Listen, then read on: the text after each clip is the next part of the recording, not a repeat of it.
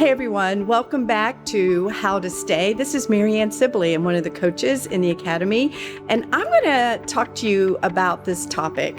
Are you parenting your volunteers? And you may not think you are, but look, I get it.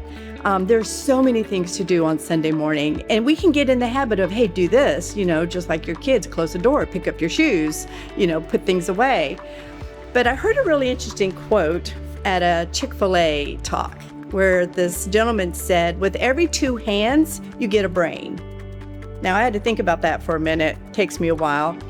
But that was really smart. Sometimes we forget that these are grown adults, most of them. Sure, there's some teens, but they have a brain, and we need to honor that.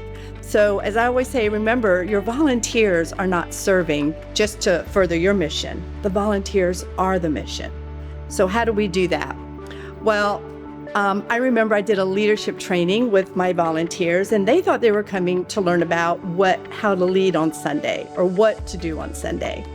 But no, we were talking about in Nehemiah 6:3, where Nehemiah was building the wall, and the enemy was trying to get him to come down from the wall because they wanted to distract him. And Nehemiah replies, I am doing a great work. I will not come down from this wall.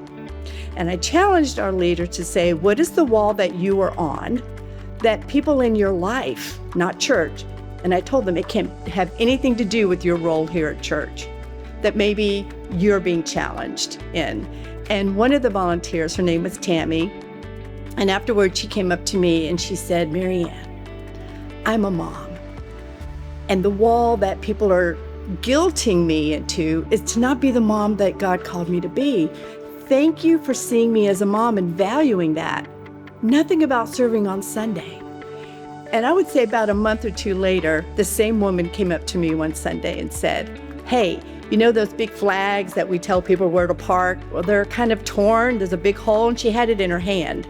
And she said, would it be okay if I took this home, washed it, and repaired it? Would it be okay? So knowing that she was valued for more than what she did, and releasing her to be all that God called her to do, God starts showing them, hey, I can be more involved in this ministry than just the task that I've been assigned for the day. Think about it. These are moms, dads, business workers, construction workers, taking care of loved ones. We have to see them beyond the roles.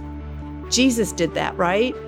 Jesus didn't go to the well and see this woman drawing and say, oh, there's a woman water drawer. No, he saw a woman who was hurting. He didn't see a tax collector. He saw a man who was ashamed and also hurting. And so when I think about our volunteers, they get to come into our workplace every Sunday, right? This is your workplace. And they're coming into it and they see you doing all the things, and yet you're not in their world, right? You may not get to go to work with them, but you can and you must lean in and start using the filter that these are human beings that you are called to care for.